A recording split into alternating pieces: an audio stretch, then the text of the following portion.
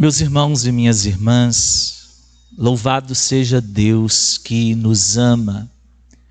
E através, por causa de Jesus, São Tiago, para dizer que nós, igreja, somos igreja de luta, igreja de batalha, que nós não estamos neste mundo para colher as alegrias do céu. As alegrias do céu, elas virão até nós a partir da nossa vivência e a partir do dia em que nós formos chamados por Deus a estar com Ele. Hoje, São Paulo aos Coríntios nos dá uma verdadeira lição daquilo que nós somos. Ele nos diz desta maneira: trazemos um tesouro em vaso de barro. Esta palavra sempre me impactou muito, porque se você for pensar, significa que a gente carrega algo que é precioso demais para nós, mas que foi dado por Deus. Quem é que colocaria todas as suas riquezas, todo o seu amor, tudo aquilo que ama, tudo aquilo que deseja, tudo aquilo que possui num vaso de barro? Ninguém. A gente coloca no banco, num vaso de metal trancado a 7 chaves, para que ninguém ouse nem pensar em nos roubar. E nós somos assim.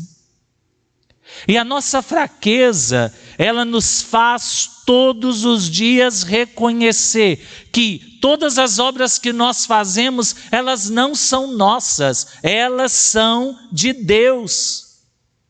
Elas acontecem por causa do poder extraordinário que Deus exerce sobre nós. Por isso que assim nós conseguimos olhar para essa palavra: olha, somos afligidos de todos os lados, mas não vencidos pelas angústias. Postos entre os maiores apuros, mas sem perder a esperança. Perseguidos, mas não desamparados. Derrubados, mas não aniquilados. A vida de Jesus, ela também se manifesta em nossos corpos.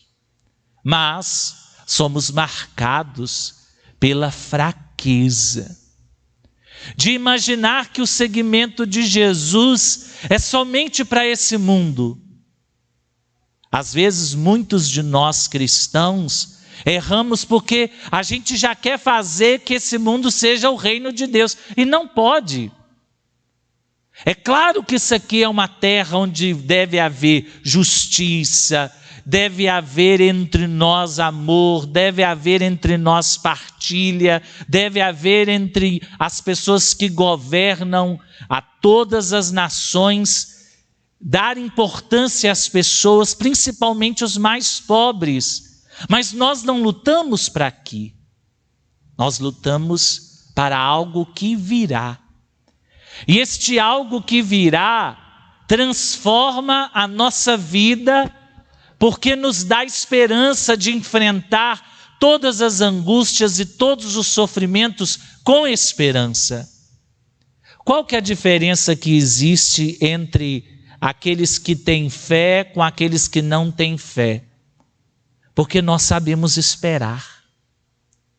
Nós sabemos que virá um outro tempo, que a morte não é a última palavra, que a perseguição não é a última palavra, que o sofrimento não é a última palavra. Mas continuamos marcados com esta fragilidade do vaso de barro. E hoje fica claro para nós isso, porque Tiago, João, tomados, é claro, pela mãe, vão até Jesus e fazem um pedido para ele: Senhor, na hora que o Senhor restabelecer o seu reino, coloca um filho meu à tua direita e outro à tua esquerda. Ou seja, para Tiago e João, aquilo que Jesus estava ensinando era para instaurar nesse mundo um reino. um reino, no qual Jesus seria o mestre soberano e Tiago e João à esquerda e à direita. Quantas vezes nós não pensamos no reino de Deus de uma maneira muito física? Queremos participar, mas queremos todas as benesses que o reino possa dar para nós. Mas não queremos a luta e o combate que o reino nos apresenta. Hoje nós cristãos nadamos contra a corrente. Nós vamos na direção contrária de muita gente. Sabem por quê? Porque nós acreditamos que a vida nesse mundo é uma preparação para algo que virá, que nenhum coração, nenhuma mente conseguiu pensar, porque de tão maravilhoso que é, Paulo nos diz isso, ninguém consegue alcançar através de sua inteligência. Mas as fraquezas nos fazem pensar como a mãe de Tiago e João. E eles aceitam, evidentemente. E Jesus diz para eles: olha, vocês não sabem o que estão pedindo. Será que vocês podem beber do cálice que eu vou beber? Olha o que Jesus diz: vocês estão preparados para nessa vida enfrentar aquilo que eu vou enfrentar? Evidentemente que Jesus já falou algumas vezes sobre a paixão. E eles dizem: podemos. Mas não sabiam o que estavam dizendo. Esse compromisso que nós fazemos com Jesus é um compromisso de derramar o nosso sangue, se for preciso, para que o bem tenha força nesse mundo, para que o bem possa reinar nesse mundo e possa ser tanto bem, tanto amor, tanta graça que vai nos conduzir a este mundo vindouro. Mas vocês imaginam, não era só Tiago e João e a mãe deles que estavam pensando nesse reino, todos. Os outros 10 discípulos ficaram irritados porque eles não tinham coragem de ir lá e pedir, mas queriam também. E aí Jesus nos diz esta palavra: quem quiser tornar-se grande, torne-se vosso servidor. E quem quiser ser o primeiro, seja vosso servo. Isso é a imitação de Jesus. A imitação daquele que é todo-poderoso, mas que ao mesmo tempo se abaixa e lava os pés dos discípulos. É o Todo-Poderoso que vem e morre no nosso lugar para que tenhamos salvação. E quem consegue perceber isso na sua vida é capaz de entregar e dar seu sangue por esta causa, porque crê. Na verdade, eu falei porque eu creio, São Paulo vai nos dizer aos Coríntios. Eu falo porque eu creio. E a minha fala, ela precisa anunciar esta minha fé. São Tiago, hoje, com a morte dele, ele tinge a nossa vida de vermelho e nos faz reconhecer que a nossa fé, ela não é construída sobre coisas boas, mas ela é construída sobre muito sofrimento. De pessoas que tiveram que ser degoladas, tiveram que ser crucificadas, queimadas vivas. E hoje nós vivemos uma fé meio light. Quando nós olhamos para os mártires, nós devíamos corar de vergonha. Porque se a gente for olhar para a nossa vida, e seja sincero, meu irmão e minha irmã, qual tem sido o nosso esforço para viver a nossa esperança? Qual tem sido o nosso esforço para viver a graça de Deus? É preciso a gente perguntar. É preciso a gente olhar hoje para São Tiago e dizer para Tiago: muito obrigado por ter derramado o seu sangue por mim e por minha fé. Muito obrigado por não ter voltado atrás, não ter sido conivente com aqueles que queriam destruir a esperança do povo, a esperança da ressurreição.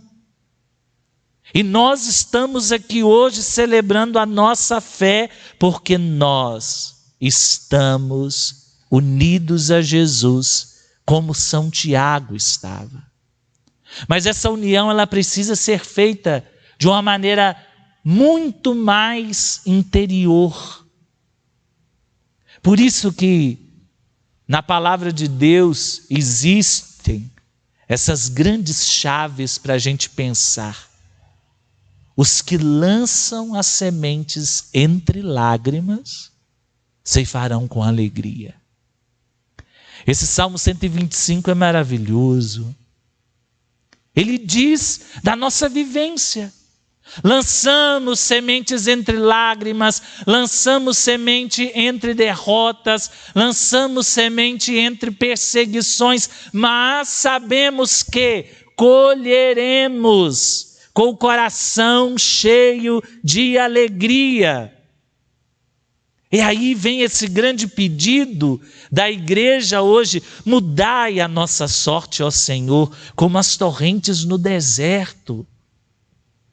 Quem conhece bem o deserto sabe, na hora que passa a torrente de chuva, o deserto que é infértil, ele se transforma em um campo maravilhoso. Mas aí é necessário coragem para a gente poder semear, mesmo entre lágrimas. Para que a gente possa servir, mesmo entre lágrimas. Para que a gente possa viver esse tempo de pandemia, não podendo comungar, estando nas nossas casas com paciência. E agradecer a Deus porque nós temos os meios de comunicação para que a gente reze junto, para que a gente se alimente da palavra e se alimente espiritualmente do corpo e sangue de Cristo. Vocês acham que nós padres não estamos tristes de estarmos com as igrejas fechadas? Estamos tanto quanto vocês. E o coração da gente dói. Porque na hora que a gente comunga aqui, a gente sabe que um monte de gente gostaria de comungar também. Mas como nós formamos um só corpo, quando um comunga, ele comunga para toda a igreja. Então os que estão aqui ajudando na liturgia, que são poucos, eles comungam aqui, mas não podem trazer essa comunhão só para si mesmos. É preciso alargar o nosso coração e a nossa comunhão para que ela chegue até vocês nas suas casas. Como corpo, nós estamos sendo alimentados com Jesus, sim.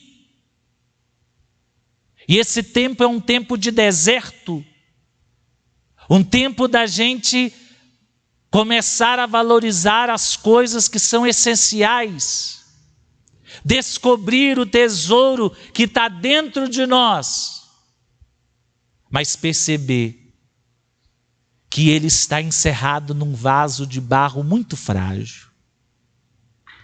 Peça a São Tiago essa graça, que hoje ele te dê um pensamento, te dê a alegria de fazer parte do corpo místico de Cristo, no qual ele é a cabeça e nós somos os membros.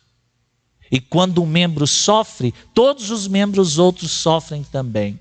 Mas quando um membro comunga, quando um membro recebe Jesus vivo na Eucaristia, todos são alcançados pela graça.